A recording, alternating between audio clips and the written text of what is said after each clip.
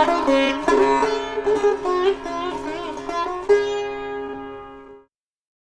we continue to read from the Sri Chaitanya Charitamrita, Madhya Lila, chapter 20, entitled The Lord Instructs Sanatana Goswami, text 290.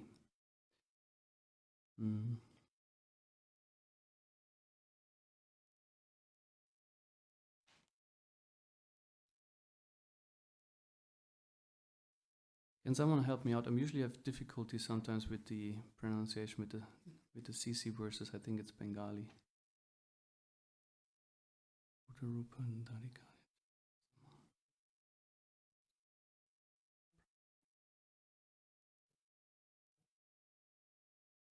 Rudra रूप धरि करे जगत संहार सृष्टि स्थिति प्रलय हया इच्छया यणहार. Okay. Rudra Rupa Dharikare Jagat Samhara Shrishti Stiti Pralaya Haya Ichaya Yanhara. Rudra Rupa Dharikare Jagat Sanhara Srishti Stiti Pralaya Haya Ichaya Yanhara.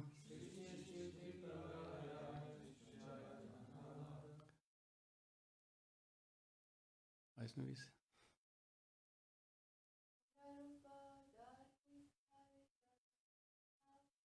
Rudra Rupa Dharikare Jagat Sanhara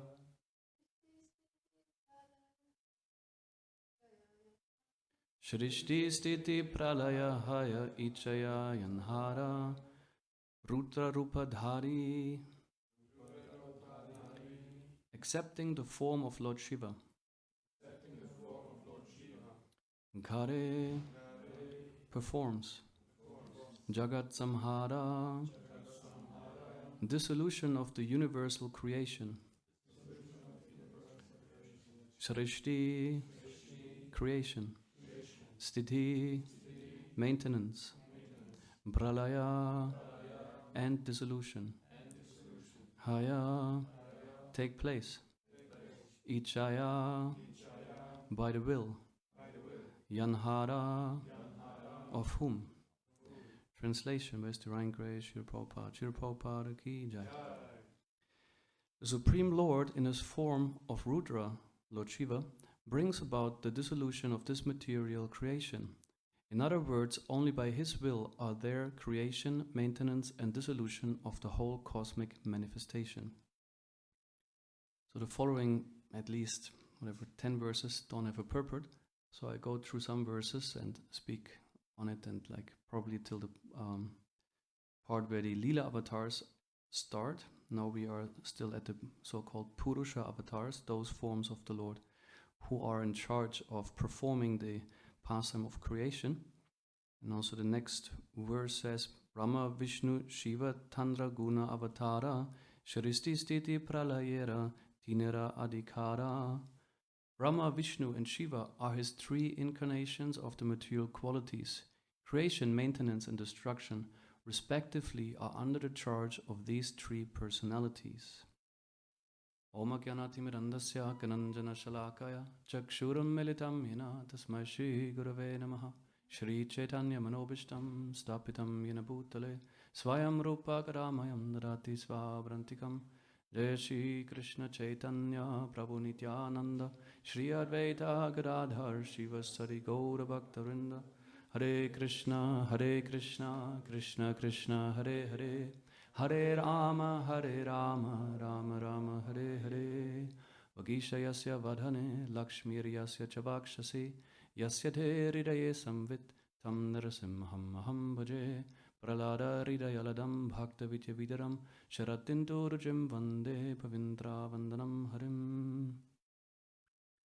The Supreme Lord, in his form of Rudra, Lord Shiva, brings about the dissolution of this material creation. In other words, only by his will are there creation, maintenance, and dissolution of the whole cosmic manifestation. So the form of Shiva or Lord Rudra is also very prominent in the Srimad Bhagavatam.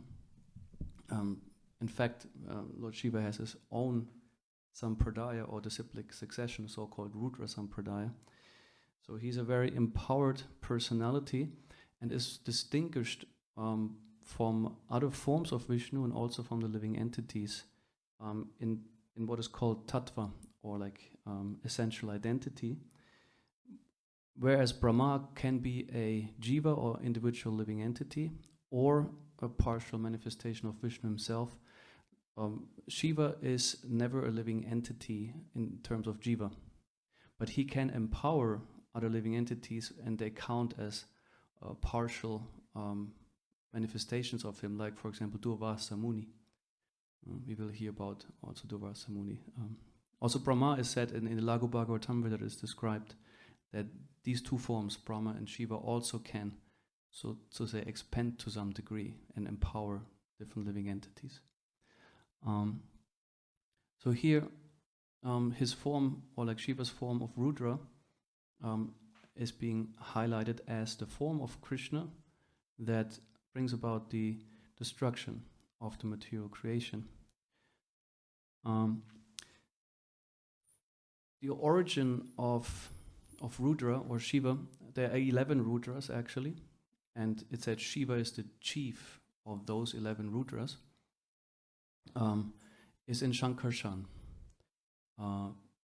We also know that like Shiva has around his neck a snake, and it also symbolizes his origin, Anantashesh, and that he connects. And also when Shiva is meditating, he is said to meditate about Sankarshan, his origin, the Vishnu form, the Vishnu Tattva. So, but he's his own Tattva, Shiva Tattva. And the Brahma Samhita gives an example of like, or a comparison, as milk and yogurt are different. They're essentially of the same substance, but still milk is not the same as yogurt. They are distinct, and at the same time, they are of the same essence, so to speak. So Shiva would be the yogurt, so a transformation. And often he is seen as the destroyer, like as in this verse, which he also is. At the same time, though, he is also a crucial part of the creation.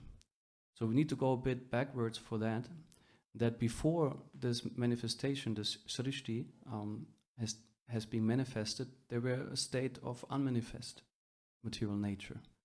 And beyond material nature is a spiritual sphere, or Vaikuntha, which brings forth what we call the material sphere, or Brahman is the substance. The word Brahman comes from, there's the syllable, if it's correct, brim, or just bri.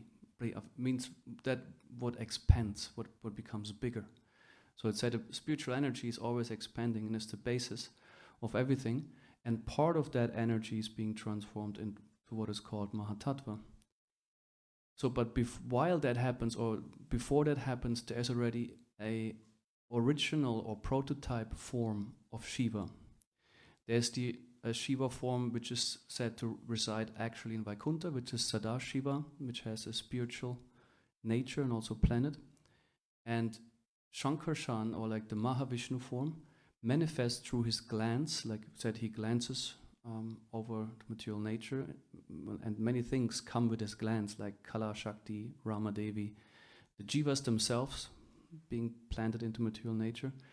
And as said, the glance itself manifests a halo, like some dim ring of light, and this is called Shambhu, an original form of Shiva which exists before the cosmos is being manifested, right? And in fact, he is the masculine principle of creation. And it said he and Prakriti, or Maya Devi, they become a couple. So they unite, and the masculine and feminine principle bring forth the material nature. Under the influence of time, Kala Shakti is said to be the driving force under the authority of Vishnu. Now, the Brahma Samhita gives a kind of a triangle.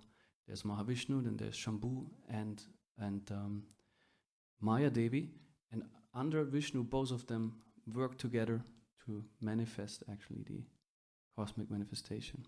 Yeah. So he is part of the creation. Then later, when this Shambhu manifests again another form, which you know is the Shiva, also within this material cosmos. Similarly, there's this description in Laghu Bhagavatam of Lord Brahma, We usually, when we speak of Lord Brahma, think of the four-headed Brahma, that sits on the lotus, coming from the navel of Garbhodakashiya Vishnu. But also he has like prior existing forms before the cosmos is being manifested. One is called Vairaj Brahma. This is like an original form connected to Mahatattva, and it is said only Vishnu can see him in that form. And then there is Hiranyagarbha Brahma, which relates to the cosmic manifestation. It said this is the cosmic body, and there also the demigods can perceive him. Then there is the Brahma that we know with four heads. This is also in our Sampradaya, or cyclic succession. He is the beginning. From him we receive also, like he started this Sampradaya.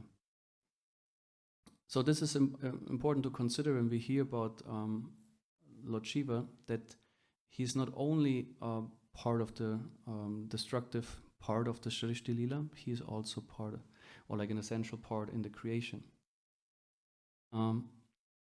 Though we are now, in this verse, more concerned with how he destroys material nature. And Srila Prabhupada in some places speaks of the Rudra Principle. Gopi Parandana Prabhu, in one of his seminars, he also mentions Rudra, if I'm correct. Drayate means like to dissolve or destroy, right? Is that correct? Like in Rudra meaning so to destroy. But originally it's a name of Vishnu. Like every name is originally a form of Vishnu, but we lend or some qualities and names from him. Because Vishnu dissolves or destroys ultimately the material existence of every living entity and brings about the re-establishment of our spiritual existence. And in the third canto we find the story how Rudra was manifested by Lord Brahma, which is a story of disappointment in the first place. So Brahma was very disappointed with the four Kumaras, the ones he manifested first, with the intent, please go and populate the universe. So, but they were not interested. The Brahman realized and said, we are not interested. And Brahma got angry because this is an important principle. A Vedic principle is the father, and a particular personality like Brahma is an authority, and the sons, they're supposed to obey. Not like in our society today, like, hey, who are you to tell me things? I'm my own person and free. It's a different setting. So he got very upset, and said the anger manifested like in his forehead, and a small boy with bluish and reddish colors came forth. And these two colors represent tamas and rajas, blue for tamas and reddish for rajas. And he cried intensely and very loud. Was like, you can probably not imagine exactly the crying of him. And actually, therefore, Brahma called him Rudra, because he cried so intensely, so piteously. And he also asked Brahma, please tell me where I'm supposed to reside and what I'm supposed to do. And then he also, Brahma designates certain places of residence, and we find that in the 3rd canto, 12th chapter, text 11, Brahma says, my dear boy, I have already selected the following places for your residence: the heart, the senses, the air of life, the sky, the air, the fire, the water, the earth, the sun, the moon, and austerity. So Rudra as a principle, or also as a person, is manifested within the heart and senses. And it's a very interesting purport here that describes, I have to bring this up here, how we can actually perceive or contemplate on Rudra in practically every moment of our lives. Yeah? Just give me a second.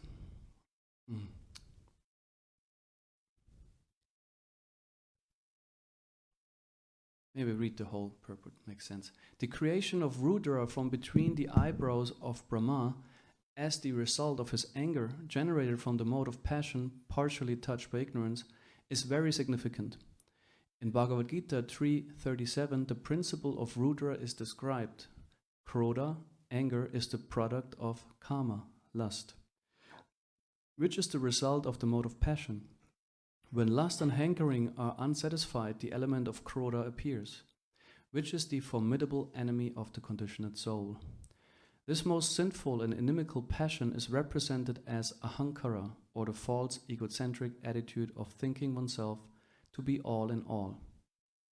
And we also know Lord Shiva is actually governing this particular element, the ahankara, or the false ego. So he's the lord of that. Such an egocentric attitude on the part of the conditioned soul who is completely under the control of material nature is described in Bhagavad Gita as foolish. The egocentric attitude is a manifestation of the Rudra principle in the heart, wherein krodha, anger, is generated.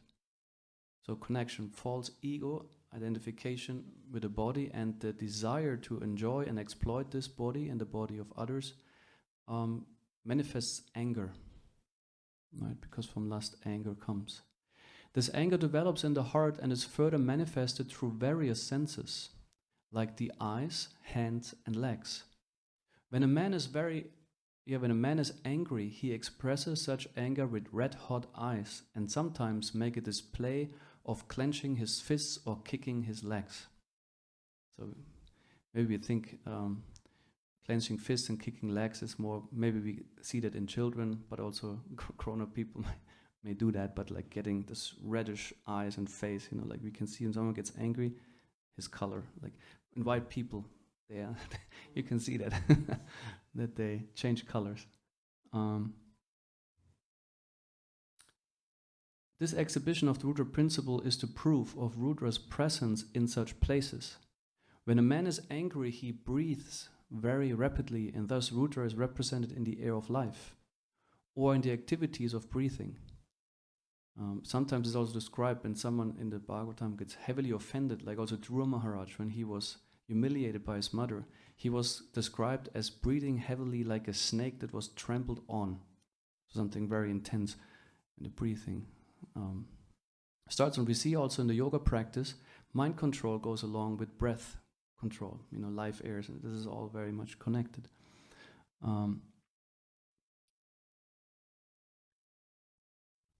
When the sky is overcast with dense clouds and roars in anger, and when the wind blows very fiercely, which we just witnessed the last few weeks also in Switzerland, in Germany, or Europe generally, the Rudra principle is manifested, and so also when the sea water is infuriated by the wind, it appears in a gloomy feature of Rudra, which is very fearful to the common man. When fire is ablaze, we can also experience the presence of Rudra, and when there is an inundation over the earth, we can understand that this is also the representation of Rudra. So also, right now, we see it's not the only, but it's the most, recent development in Europe, the whole situation with Russia and Ukraine.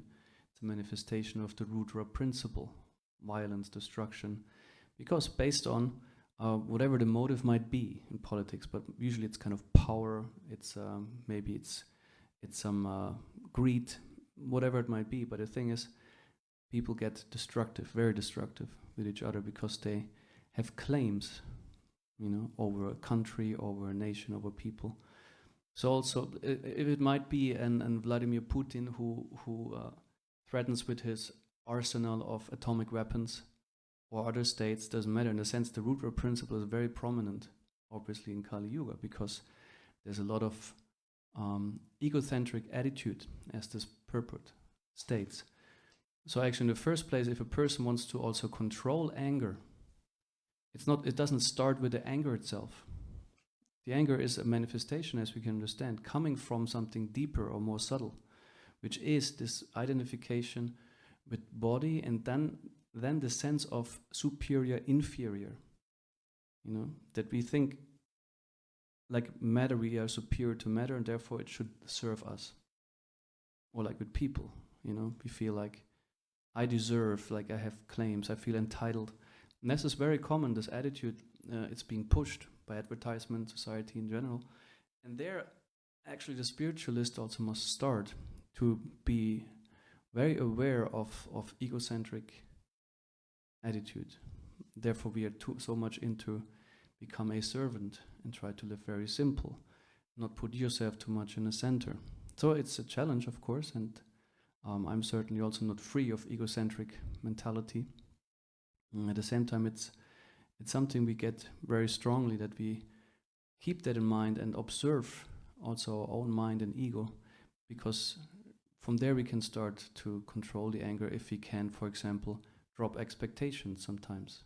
And people, when we expect a lot from others, or desires for recognition and so on, because there's the root. The anger is a result of when I don't get what I want. But in the first place, I might also ask, okay, how much do I really need what I want? And may I be able to drop it? Say, okay, I renounce, so to speak, from this desire. And then I can, in this way, I can control lust and anger if I'm consciously looking at my ambitions and see what can I also let go. So even in the elements, Rudra Principle is also there. It's said everywhere we can see it. Fierce wind, intense heat, cold, all this is manifestation of Rudra, which destroys things. And this is so immense that we find also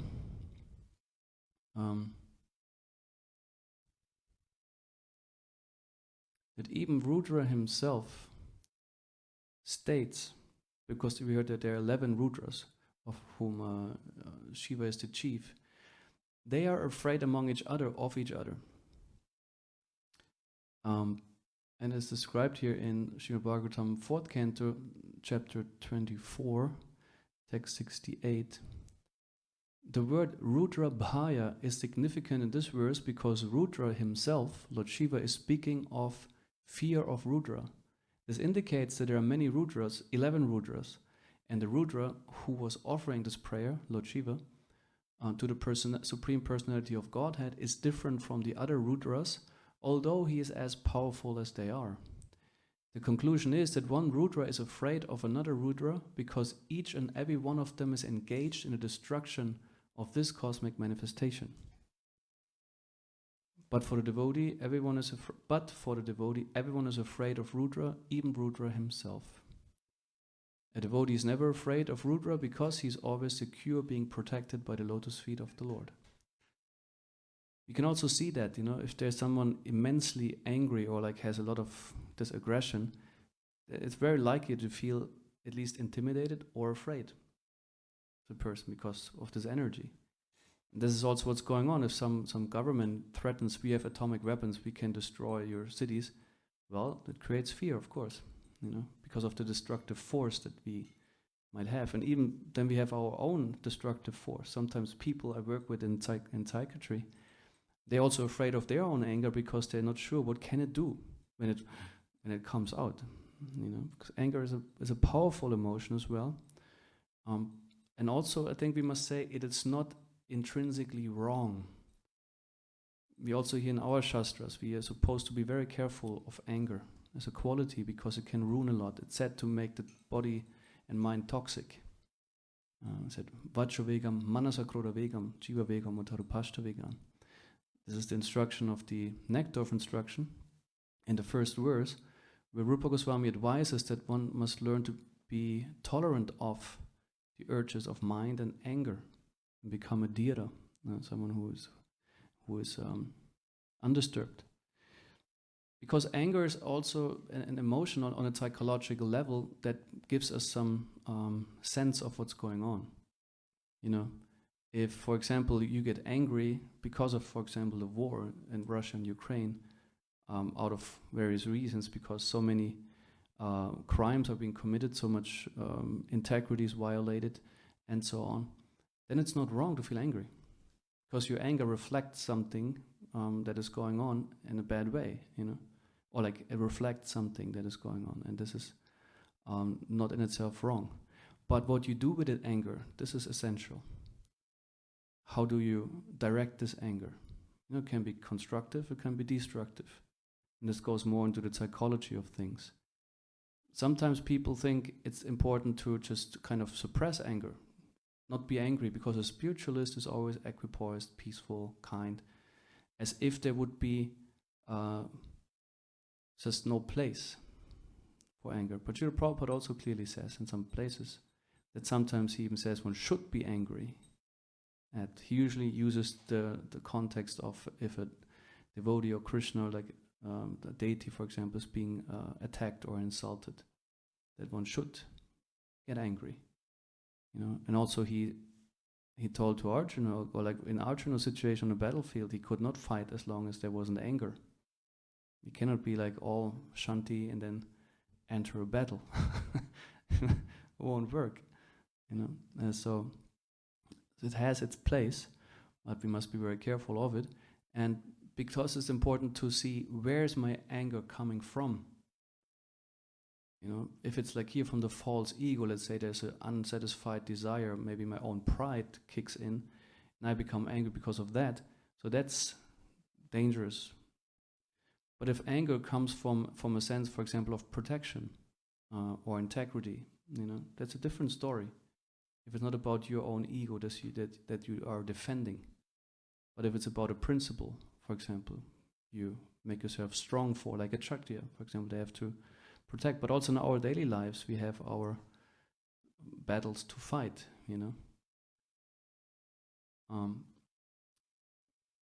So yeah, this is some kind of a bit of a side note to look at anger in a more holistic way, and not kind of cast it out like it's always bad. It's not,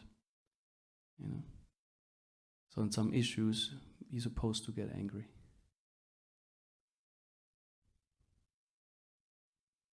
But as much important is to learn how to constructively deal with anger. There might be also creative ways, Some people become highly productive out of so-called negative feelings, although there is not a negative feeling. There might be a response to a feeling that we consider negative or not nice, but even people in great crisis, might it be authors of books, artists, musicians, even scientists, out of their crisis, out of their anger and despair, sometimes they manifest like amazing achievements. So it can generate also something very beautiful, if you learn to use it properly.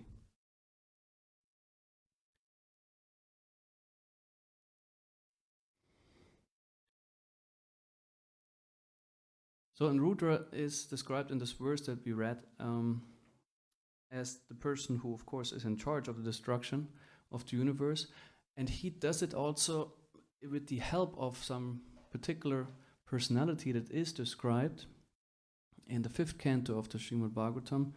The last chapter is called the Glories of Lord Ananta. Now, because we know from the structure of the universe, on the Garbhodaka ocean, there's Garbhodakasha Vishnu and there's Anantashesh beneath the lower planetary systems. And here in the summary, or like summary up front of the chapter, it's very nicely explained.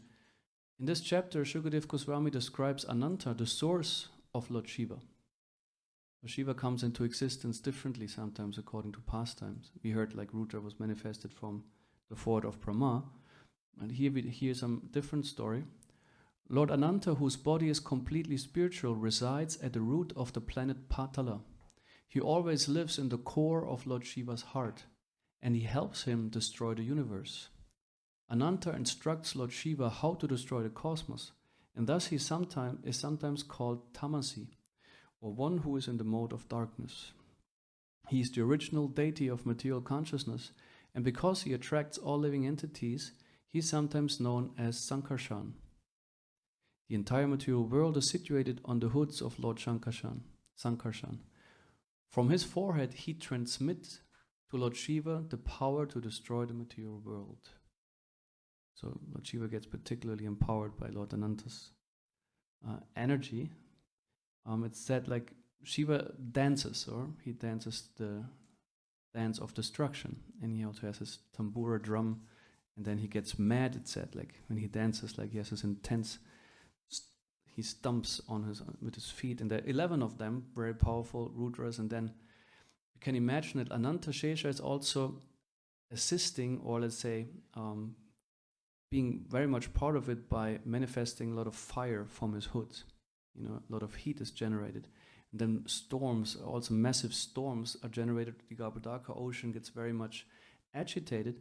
And this whole cataclysm is an intense experience, like where you can imagine Shiva being kind of, or Rudra on top of it, like with his dance and with his tambura drum. Maybe as a side note, you know, this tambura drums is like, they look like kind of a center. They have like this, you know, on both sides, and they have this little string, the balls, and it can make very rapid sounds, like in a high frequency. And I said this is also the origin of Tamil language. He sometimes, as a Westerner, when you hear sometimes Tamil people speak, you just hear like a how to say, it's like a very frequent sound. And it said this originates from this tambura drum of Lord Shiva.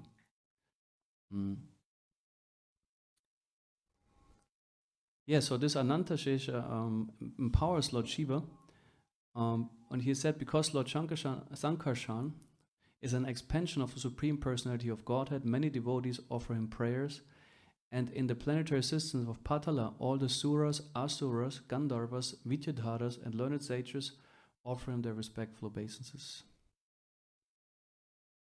Yeah, and it is described there.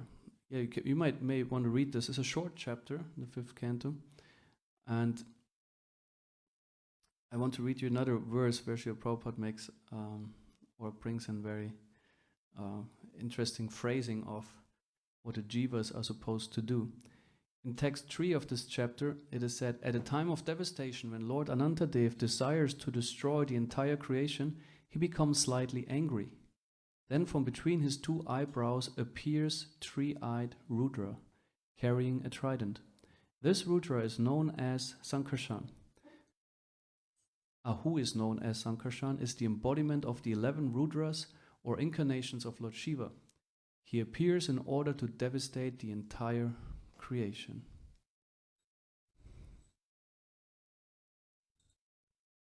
Jagannath Baladev Subhacha Devi ki jai, Shri Shri Gauranitai ki jai.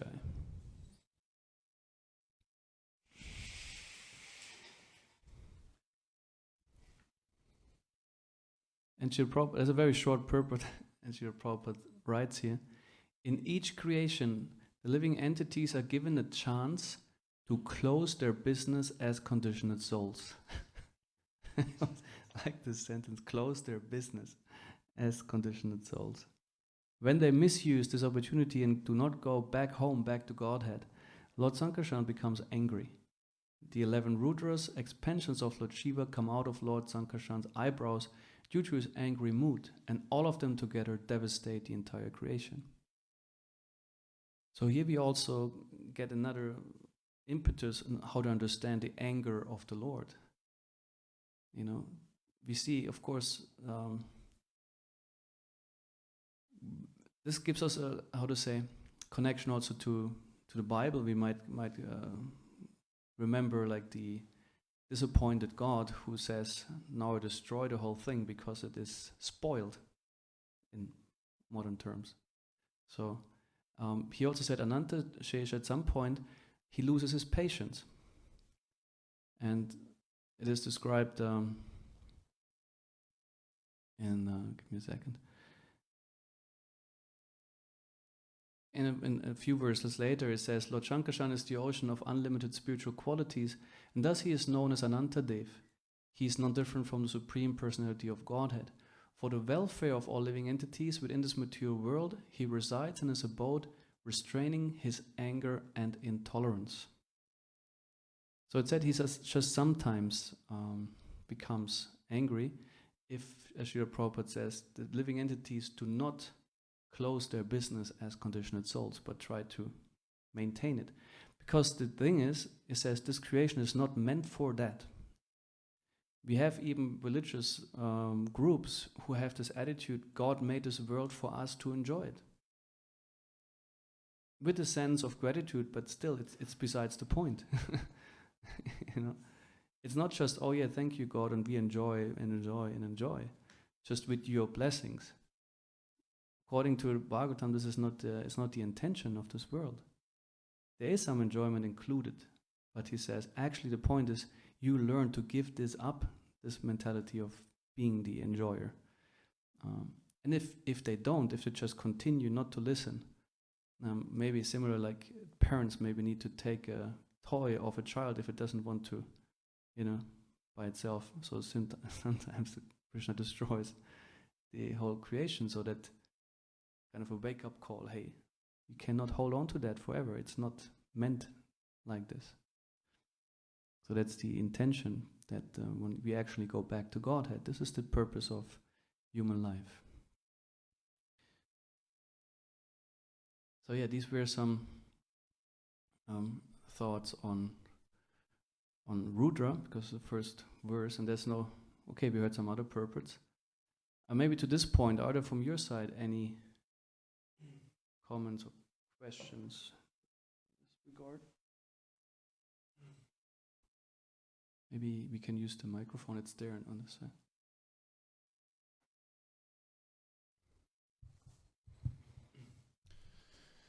Hare Krishna. So we heard a lot about Rudra, how he destructs the world and the anger of the Lord. And I wanted to ask, what does this helps us in our spiritual life, and what is the effect in listening to Rudra and his manifestations? You say listening in the sense of hearing about like the activities of Rudra. Yeah. Mm-hmm. Yes, I mean, as we see, it's instructive. First of all, the Srishti Leela in itself, the pastime of creation, is meant to correct misunderstandings of the conditioned souls in regards to who is the actual owner, controller, and enjoyer of this world. It's also, of course, understanding Krishna in his glories, in his potency. It said Krishna, as Vrindavan Krishna, can usually not be appreciated much by the conditioned soul due to the impurities. And we have this particular issue, as it was highlighted in this purport we read from the third canto, that we are much influenced by the Ahankara principle, the false ego, and which makes us think that we, for example, maybe even the owners of the world, the enjoyers, like we are entitled, and this misconception has to be corrected. And there are various ways Krishna does that. And one thing is suffering. Suffering we experience in our life. And also in the Upanishad, in one purport, Srila Prabhupada says, the sufferings in this material world are indirect reminders that we as souls and this material world are incompatible. That we don't match, actually. So suffering is an indicator we are in some place we're not supposed to be. And we have a variety of ideologies also nowadays in regards to where does the world come from, why is it there, how does it work? And based on that worldview, we might have a very exploitive mentality. For example, this is my planet, this is my body, I can do with it what I please. So, but hearing like about who actually brings forth all those energy and how he maintains, creates, maintains, and destroys, this is essential to really get a consciousness of us and how we relate to this material world.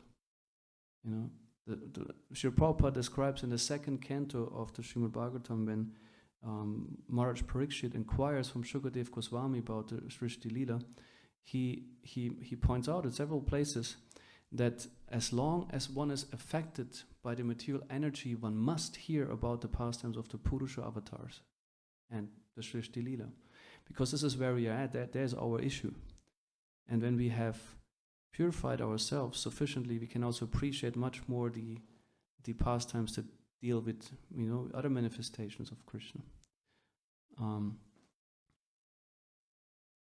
Rudra in itself, also Shiva, as we heard, is the lord also of the false ego, the Ahankara, and also he's a great Vaishnava. So the Bhagavatam also instructs us in the sense of what we can learn from him as a personality, from his instructions we can learn.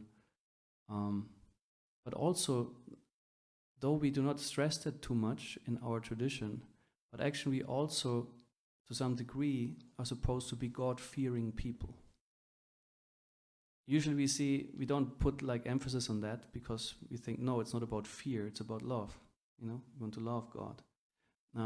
But in order to do so, because we have this false ego in our greed, in our envy, in all these kind of qualities, we are not able to love in the essential sense the Lord. We have some rivalry, perhaps conscious or unconsciously, or like simply non-inclination to serve in a loving way.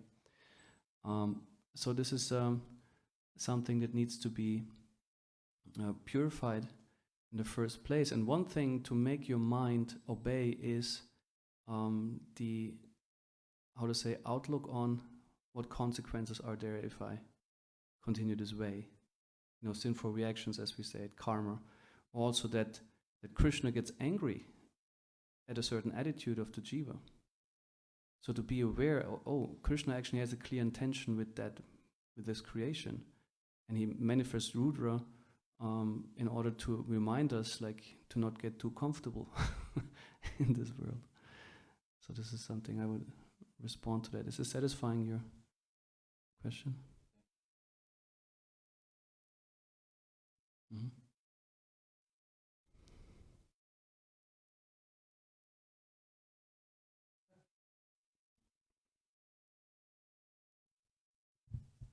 Hare Krishna. You were explaining the triangle with Vishnu, Maya, and Shambhu. Would you explain more about the Shambhu? You explain it as a halo? Mm-hmm. Yeah, the Brahma Samhita describes it like this. It's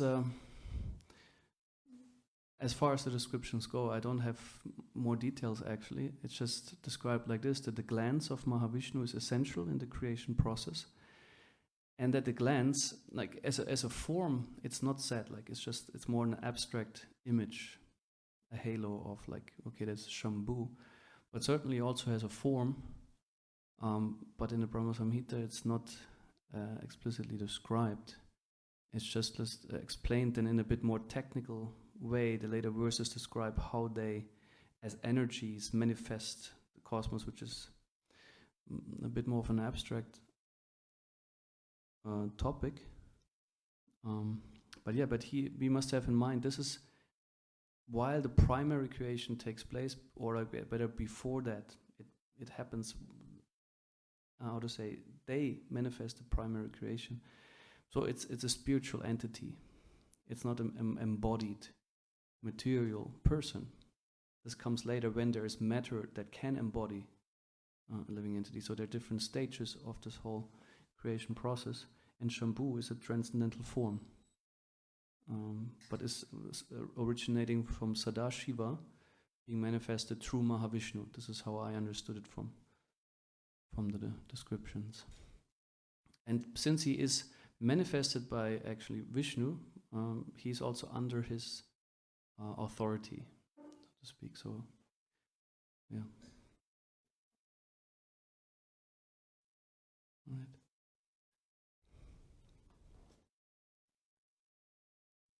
So there are a few more verses, also without purport. Maybe I'm going to read them to you. In text 292, it says, Gabhadakasha Vishnu, known within this universe as Hiranyagarbha and the Antaryami or Supersoul, is glorified in the Vedic hymns, beginning with the hymn that starts with the word Sahasra Shirsha. This second personality of Godhead, known as Gabhadakasha Vishnu, is the master of each and every universe and the shelter of the external energy. Nonetheless, he remains beyond the touch of the external energy. The third expansion of Vishnu is Kshirodakasha Vishnu, who is the incarnation of the quality of goodness. He is to be counted within both types of incarnations, Purusha avatars and Guna avatars. Kshirodakasha Vishnu is the universal form of the Lord and is the supersoul within every living entity. He is known as Kshirodakasha because he is the Lord who lies on the ocean of milk. He is the maintainer and master of the universe. So with this, Chaitanya Mahaprabhu concludes the descriptions of the Purusha avatars. And the last mentioned one, Kshirodakasha Vishnu, is the one that is functioning also as the individual supersoul, but it is also said through him, or like the entrance of the, for example, Das avatars, regular incarnations, they come through this place which is called as the milk ocean. He's also called Kshirapti Shai. Kshirapti or is the milk, and that's the transcendental ocean, which also has on the beach. It's not like sand. It's always described there are like valuable rubies and other kind of stones that make the whole atmosphere very shining and sublime. And he lays there also on Anantashesh with Lakshmi Devi massaging his feet. And I said, this abode, the milk ocean, is transcendental. It cannot be. We do not have a coordinate, location that we can say, okay, there in the universe it is. And also, Srila Prabhupada, I have it somewhere else, but he quotes Sri Vishnu Chakravarti Thakur, and I think the phrase Parampadam is used, an abode which is supreme or superior, a transcendental abode. And it can be revealed to the eyes of those who have love for Krishna, for God. And it said also even Brahma himself, he could not necessarily see this milk ocean. This was before the pastime of the churning of the milk ocean was happening. We know that Kurma Dev pastime, right? And Brahma was in behalf of the demigods seeking out Vishnu, because the demigods, the demons, they became very powerful and threatened to overpower also the demigods. So he knew by heart, it is described, where this place is. So he knew where to go, but it was not visible. So but then by the prayers of Lord Brahma, by the devotion, the milk ocean was revealed, and Vishnu was revealed, and then he could speak to him. And then Vishnu initiated the whole pastime, saying, all right, go and make a deal with the demons. And the big promise of the deal was nectar of immortality. And it was, of course, very seductive for them. They say, oh, why? Yes, everyone wants to have it. And he said, he suggested the logic of the snake and the mouse. And saying the logic goes like that. For example, a snake and a mouse would be caught under a basket. So both can't go out. So the snake could decide, okay, let me eat the mouse and survive for a bit longer, but then ultimately it would also die. But what if I let the mouse kind of bite a little hole into the basket, and if it has done that, I catch the mouse and get out myself as well. So similarly, that was like the logic the demigods wanted to apply, saying, okay, we make a deal with the demons, and as soon as they did their part, we get the nectar of immortality and we destroy them. But they, of course, had the same logic. Everyone wanted to see the other one as the mouse and being themselves the snake. And then this whole pastime unfolded, but it's another story. There's so many details to it. Just to say it short, Vishnu manifested the tortoise form, Kurmadev, and although he had the intention to enjoy this pastime, and actually the demigods were entrusted with the task, and the demons as well, almost none of the parts of the task could be carried out by themselves. Always Vishnu had to interfere, and at the end he did everything himself. He even did the churning himself. He had to revive the demigods and the demons who got crushed by Mount Meru when they tried to carry it, and then first sank, and then he had to manifest Kurmadev, and so on. Then with Vasuki was the snake around the Mount Meru. It first didn't work, so it's a very interesting pastime. All right, and let's conclude here with the Purusha avatars. Are there any more questions or comments? Shri Chaitanya Charitamrita ki jai, Shri Prabhupada ki jai.